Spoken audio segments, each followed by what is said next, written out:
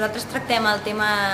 de la llengua catalana i els immigrants, com la gent nouvinguda veu i percep el català.